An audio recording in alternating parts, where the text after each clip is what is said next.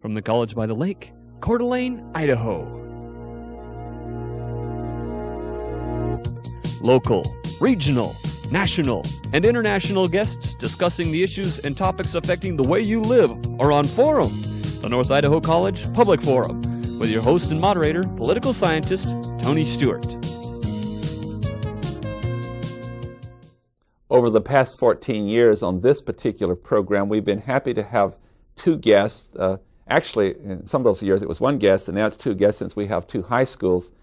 We have the Lake City High School and the Coeur d'Alene High School, and there is an essay contest at each of those institutions to celebrate the Martin Luther King holiday. And the essay winners come on this program to read their essays, and we are always delighted to have them here. As I indicated just a moment ago, in the first few years we only had the Coeur d'Alene High School, and now we have two, and we have two guests. I'm very pleased to welcome to the program Melissa Fanning, who is a student at Lake City High School in our beautiful city of Coeur d'Alene. And next to her is Cheryl DeSort, who is a student at Coeur d'Alene High School. And may I commence the program by congratulating both of you as this year, 1999 essay winner. We're delighted to have you here. And I'm very happy also to have Doug Cresswell, who is the retired superintendent of School District 271 of the Coeur d'Alene School District, and he's here in the capacity as president of the Kootenai County Task Force on Human Relations. He's serving his third term in that role. And all those 14 years we have worked with Doug when he was superintendent and now as president of the task force to invite our winners to the program. Welcome to all three of you. We're so pleased to have you here. Thank you, Tony. And as always, I'm pleased to have our two regular panelists, Janelle Burke, who's an attorney in the state of Idaho, and next to her is Steve Schenck, who's the vice president of College Relations and Development at North Idaho College. And we shall commence our questioning today with Janelle Burke. Mr. Cresswell, the first question is for you. Each year on Martin Luther King Jr. Day, there is a big celebration, and the schools are a big part of that celebration. What kinds of things do the schools do to participate in the holiday? Well, I'm pleased to say that I've been on the board of directors of the Kootenai County Task Force for some 11 years now, or no more, maybe more than that, since 1983. And I'm pleased to say that when I was high school principal, as well as involved in the district office, was somewhat instrumental in making sure that around Martin Luther King's birthday every year, that the school, we made sure that there were programs in our schools and in our school district to celebrate the life and work of Martin Luther King. And as Tony indicated, 14 years ago, one of the things that the task force did, along with North Idaho College, was to sponsor the children's program. And as part of that, initially we sponsored the essay contest. Students presented their essays then at that children's program, but that's evolved then to the point where now the students present their essays in this program. So, and each year you have a theme, and this year's theme was? This year's theme is Together We Can Make a World of Difference. And I think our students, in addition to the Martin Luther King program for our fifth graders in the district, that was the theme. Why I think you'll hear that the theme of the two essays today goes right along with that. Together we can make a world of difference. We're going to interject this time the reading of those essays. They're short but very, very important. Melissa Fanning from Lake City High School, we'd invite you at this time to read your winning essay. And again, we congratulate you for being the winner at Lake City High School. Thank you. Our differences are what make us human. Our individuality separates us into free thinkers, open-minded people that can progress and live whole lives. Without our individuality, we would cease to be humans and become machines. We are all placed on earth together, and the hate that we spread between ourselves only prolongs the severity of our struggles in humanity. How easy it is to see the value of the entirety of the world working as one solid unit, and so hard it is to achieve it. Hate has a grasp on every heart. Opening our eyes, we have to see that we don't ask to be loved, but only to be tolerated and accepted as equal beings. Our beliefs of what is right and wrong are no longer based on natural law, but on our own opinions. There is no single mold that which we all sprang from. When we think of bigotry, instead of looking within ourselves for the culprit, we look towards hate groups. Our own minds hold prejudices of their own. Hate groups are a huge problem, but where did that hate begin? If we ignore our own prejudices, it won't be okay. Since we have stayed away at the Aryan Nations Parade, we see that they have not gone away. Richard Butler himself has stated that since we did not stand up against the Aryan Nations, we might as well have agreed. No one just woke up one day a bigot. The process is gradual. The small prejudices that we carry breeds larger forms of hate. It starts with stereotyping. The people that express themselves differently than the average citizen, the clothes they wear, the activities they partake in, the churches they choose to attend or not attend. These things become a dead giveaway of those of an outsider. Would we rather be comfortable and pretend that we are all just the same, or to be faced with the truth and be uncomfortable with it? We are only afraid of what we don't understand. The smallest trait that bothers you becomes bait in a trap to lure discrimination. These small footholds of our hate groups' platforms. As long as we don't believe it's our problem, the closer it is to being our problem. If we don't stand up for those who are oppressed now, who is going to stand up for us when it's our turn? Don't turn your back to the problems that challenge humanity. Denying the problem doesn't mean it doesn't exist. We are all very different, and we are all the same in one way. We are all human.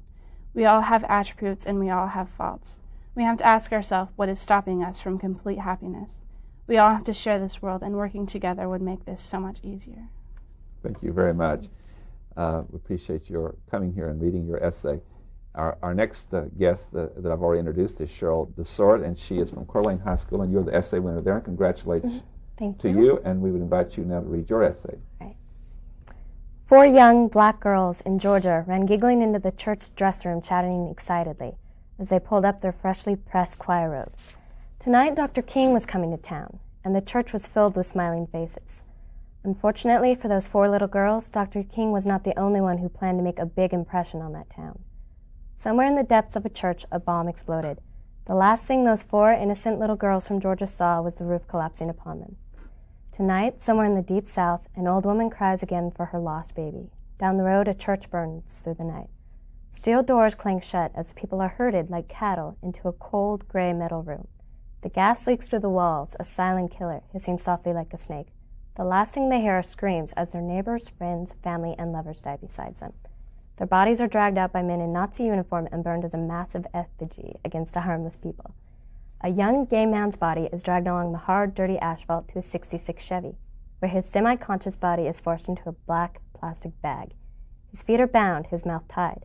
For a mile, his battered body is dragged behind the bumper of the old Chevy. His beaten body is so near pulp that his fresh blood begins to seep from its plastic prison as the 2 drunken college students park the car at the side of the road. His mother, on her way to work, is the first to find his still warm body strung up like a scarecrow in a cornfield. Do any of these stories anger you? Do they make you cringe, your belly twisting up to meet your heart in an uncontrollable fit of rage? Good, because that is what these horrors in these stories do to me. Worse than that, they actually happen. A world of difference. That is just what it is, a world of differences. We live in a world of different nations, of different colors, of different races, of different religions, but there is one thing we have in common. We are all people. We are not a black person, or a gay, or one of those Jews. We are all mankind. Each one of us has a soul that feels, a soul that wishes, and a soul that dreams. A shot rings out amidst the cries of a tortured people. The man falls, and so do the hopes of many. The man was Martin Luther King, Jr., and when he died, so did his fight, not the dream. He fought for equality for all people, for little black and white children to play as one. He fought for us all, no matter what the color. The man is gone, but the dream still lives on. He did not dream in black and white, nor did he dream in color. He dreamed a dream for us all. Through the blur of the decades, we can still hear his voice, leading the choir of lost souls in a battle for equality. If we close our ears now, their fight should have been in vain, and the dream a hopeless wish. For this is the greatest crime of all. No one person should have their dreams abolished, despite their title. No one person or group should have their soul, their life, their existence repressed because they are not like the others. There is no instant cure for hate. There is no way to forget. There is only tolerance. If you cannot love, tolerate, and understand, there is no force that can remove the memory of these crimes. There is only prevention, and together we can make a world of difference. There is only your decision to join us. It begins with you. Thank you both very, very much. And with that, Steve, we'll turn to you. Thank you, Tony. It's easy to see why you're our two winners. Those are excellent thoughts and very, very well expressed. Congratulations. I've got to believe that after hearing those, our viewers would like to know a little bit more about you two. Could you each take just a couple of minutes and tell us your year in school, and brothers, sisters, any clubs or organizations you belong to, where you may be pointed career-wise if you've made those decisions? All right. I am a sophomore at Coeur d'Alene High School. I have an older sister named Michelle. I play the flute in band. I've been playing that for several years. I'm in advanced debate and several other advanced classes. And you've got a couple of years to decide what you want to do after you graduate from high school. Yeah. Thank you. My name's Melissa Fanning, and I go to Lake City High School. I'm a senior. I was one of the first members to start the Human Rights Club there. I have an older brother that goes to NIC. Good choice. And you're thinking about not coming to NIC. We're going to want to talk to you more about that after the show. Tell me a little bit about the contest from your perspective. Was this an assignment, or did you just choose to get involved in this activity? For us, it was an assignment, but not everybody did it, so it was just those who choose to do the assignment did it. Melissa, was it also an assignment for you? Partially. I had the choice to do it or not, but I was chosen by my teacher because she knew of my involvement with human rights. So she thought I would be a good candidate for it. So there's no one else doing it but me. Good selection. I mean, you're both excellent writers. Have you written for any other contests or won any other honors? No. The Human Rights Club that I'm in, we have started doing this pamphlet called Celebrate Diversity, and I helped a lot with that. Helped write a lot with that. And if anybody wants one, they can call Lake City High School and get one.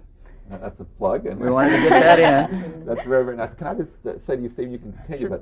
But the club at Lake City High School is very, very active. They have about 25 members, and they're doing a number of activities, including the pamphlet they've done, and they're going to do some things in relation to North Idaho College students, too. That'll be congratulated on that.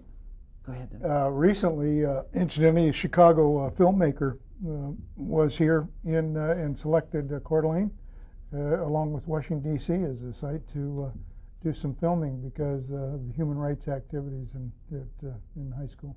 Can we just add that too, Steve? In fact, you said they picked two sites, and this film they're putting together is a film showing how high school students can make a difference, and it's going to be distributed to all the United States and to educational institutions. And so you're one of the two schools or two sites that have been chosen to show what you're doing. Steve, let you continue. Cheryl didn't get a chance to tell us if she's written for any other contests or competitions. No. You know, Tony, it occurred to me that I've been doing this show for 13 or 14 years. I don't think we've ever given anybody an opportunity to say hello to someone in the viewing audience. Could we do? As a matter of fact, the show's been going 27 years since you're such a young one on the show. Just a child. And no one has ever done that before, and so we could allow that to happen. Anyone you'd like to say hello to who might be watching the show? I'd like to say hello to everybody I know who's watching this, and I'd like to thank Mrs. Asher, the debate coach, for giving me a chance to do this. Wonderful. Melissa, any hellos? I want to say hello to my mom, my brother, Paul, and Wes, and I want to thank Mrs. Peters for believing in me. And now you're both part of a first on what we think is the nation's longest-running public television show. And with that, I'll college sponsor. Oh, I see. All right. William Buckley's been on longer than we have, so we must not take that away from William Buckley. He's getting old, though, Tony. We might surpass him before it's over. We think it's the longest college-produced running program. But I want to turn to Doug, and this show's very freewheeling today, which is great. Doug, you've been here with us both in the program at the college where the essay winners have read before students some years, and then you've been with us on each program, on the television program. Would you share, I just have a lot of admiration for you and your commitment. With your help over the years, we've come to this point, and we've had now with the 5th graders, we have 1,200 each year from Post Falls. We must recognize Post Falls and Coeur d'Alene both. We've probably now had something like 15 to 16,000 5th graders go through that program over 14 years. A lot of them are now students at North Idaho College. They remind me when they were in the 5th grade, which is some time ago. And then you've heard these essay winners.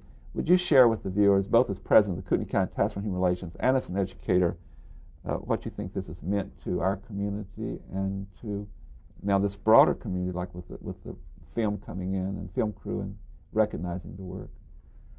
Well, of course, I think the task force was really born in the early 1980s because of our concern about the Aryan nations and the fact that we felt that there needed to be an active human rights organization working to counter that.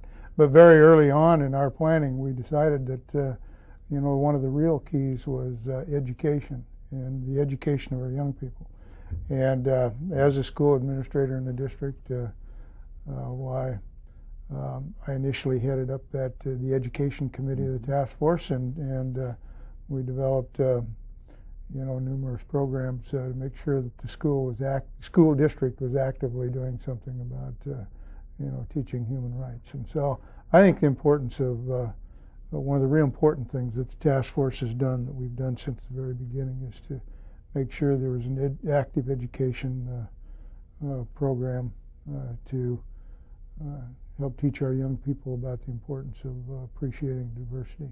I noticed, incidentally, recently there was results of a survey that were published in the newspaper, and about, I think, a 10-11% increase or decline in, actually it was increase or improvement in people's acceptance of diversity and appreciation for human rights. And one of the things they said they felt that we attributed that to was education, both in our schools and in our community. Yeah, thank you. I have one question for both students and back to Janelle Burke. I ask this every year. I've been around here a long time, and it's tradition with me, and I think we want to certainly use your wisdom with other young people. Let me ask Cheryl first. What advice would you give to other people in your school district if a young person is sitting with another group of young people and it becomes obvious in conversation that there's prejudice and bigotry being stated by some individual, and how can others become an example or model of how to address that at that moment when, say, it's a racist joke or whatever it may be? What recommendation and advice would you give, or what would you do? If it's a racist joke, I'd say probably not to laugh at it. Probably kind of tell them that shouldn't have been said. Mm-hmm. Or it could be some other form, but anyway, I give that as an example of some kind of prejudice statement. Yeah. Same question, Melissa. Well, I really believe that that by not understanding, like by the fact that we have such few diversities in our area, that people don't understand it, and like the only way they can understand it is to poke fun at it, and that if the more educated that they are, the less that will be a problem. In this case, can't peers educate peers? Yeah, exactly. Like your club? Yeah. Janelle Burke. My question will be for Doug Cresswell first.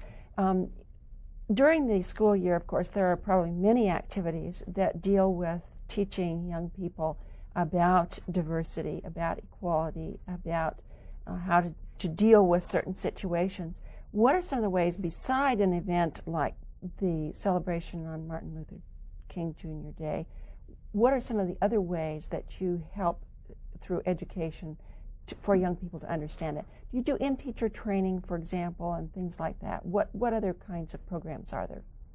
Well, over the years, what generally, when I was superintendent, when I was involved in the administration, the basic direction to the teachers and staff in the school district was, during that 2-week period around Martin Luther King's birthday at least, is we expect every teacher in every classroom to do something in the way of teaching to the life and work of Martin Luther King and his beliefs and appreciation for diversity. So, and that didn't happen just during Martin Luther King's birthday, but year long.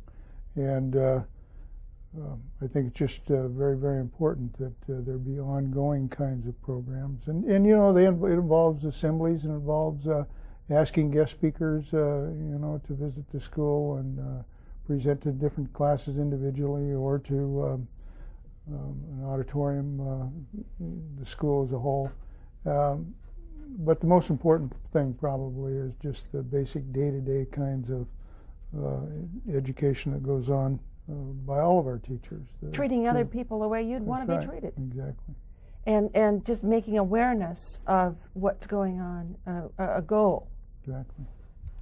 Now, the next part of my question is for the students. And sometimes young people get a black eye. People say, well, young people are not doing this or this that they should be doing today. I'll start with Cheryl. How do you feel in terms of what's going on with young people today? Do you think they're more responsible and more aware of how they should treat other people? Oh, geez. I really don't think that it's any worse or any better than it ever was. I think that the situation is different, that we're put around in different surroundings. So you can't really compare, but I think there's a little bit of lack of respect. Okay, Melissa answered my question. Sorry. That's okay. And Cheryl, do you have something to add to that? Yeah, I do. It's always been there, that discrimination, and it's always going to be there. It's just the way that we handle it. And you think young people today are more aware and handle it better than they did in times past? Yeah, because in times past, people's parents were discriminating, and then they just pass it on to the kids, and now children have the outside influences from school and peers telling them that's not right. So they have more views on it. Are peer groups still as big in high school as they were at one time, Melissa? Or do you think there's been a little breakdown of little peer groups? Oh, I think there's been a breakdown. And I think, like, I know I've been to small schools, and it's a lot worse. But, like, if you haven't lived there your whole life. But it's pretty good here. I think that there's been a higher level of tolerance, and there's more, like, it's more easy to talk about it. Like, it's not such a taboo to talk about stuff like that anymore. Steve Shink. You both shared some wonderful thoughts with us about the value of diversity, about the tragedy of people who hate others because they're different. I'm wondering who or what influenced your thinking. Is there some person or was there some event in your lives that you can think of that helped kind of crystallize the thoughts you put into your essays? Melissa, do you want to start with that one? Who's had the biggest impact on you, or what has, in terms of developing the way you feel about this issue? Well, I'm not sure exactly what, but I know that, like, I was raised, my mom raised me as not a child, but as a person. She never treated me as a child. She treated me as, like, an equal person. And I'm sure that was what led to it, but I'm not sure exactly. Like, I can't put my finger on one thing. Cheryl, can you come up with anything that's been a dominant influence in helping you develop your attitude toward this issue? My surroundings, because growing up in Southern California, I grew up around the minorities, and I just got used to them being on the same plane as everybody else, not hearing discrimination. Let's talk about surroundings just a little bit. You're both pretty young, which is a very good thing. You'll appreciate it more and more as time goes on. But have you seen a change? I mean, at your schools, Mr. Cresswell said a minute ago that studies show that people are becoming more accepting of diversity. Do you sense that among your friends and classmates? I do, in a way. They're not racist or anything, but I still hear comments that shouldn't be made. Because, for example, if a pencil sharpener doesn't work, it's labeled a Jew. And people are probably not even aware that that's the wrong thing to say. Yeah, they just think it's funny. Melissa, what are your thoughts about that? Are things getting better? Yeah, I think so. I think people are so afraid that they'll be labeled a bigot that they try like almost too hard to be nice to the minorities, and like instead of just treating them equally, we like almost put them on a pedestal because we're so afraid of what like of people thinking that we're gonna like treat them badly. But I don't know. Doug, I want to take the opportunity, since we have a large area we cover on several stations, for you to share with our viewers a report on something called Lemons to Lemonade Pledge. With that drive, we asked people to give money to counter the message that was of hate that was being parading down the streets for 28 minutes one day in July in Coeur d'Alene, and people responded all over this area and all over the United States, and we raised many thousands of dollars, and we promised to give that money to promote human rights. Would you tell our viewers in other states in particular what we did as a task force with that money? Well, as you indicated, one of the things that the Kootenai County Task Force on Human Relations decided to do as one of the activities to counter the Aryan Nations parade was to sponsor Lemons to Lemonade Pledge. And we asked people to pledge money then for every minute that the Aryan Nations marched. We all together, probably over $35,000 was raised through the Lemonade Pledge toward all human rights organizations, specifically ours, about $23,000. What we have committed to do with that $23,000 as a task force is to award grants to education institutions, and primarily our public schools throughout Kootenai County, and some of them even outside of Kootenai County.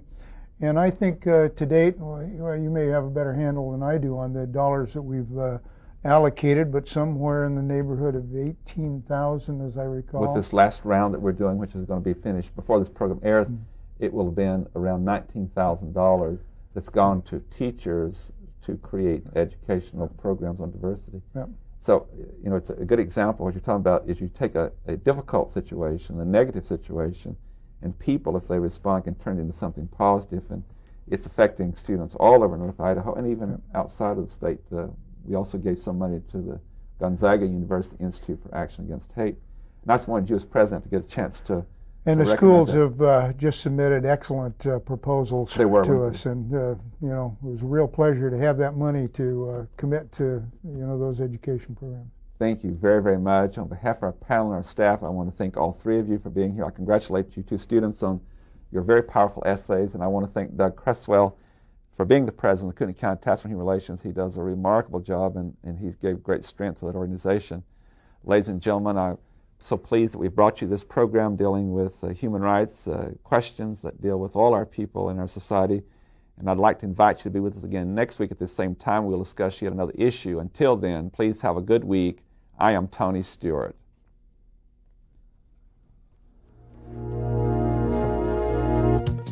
The North Idaho College Public Forum was videotaped live from the studios of Instructional Technology on the campus of North Idaho College for viewing at this more appropriate time.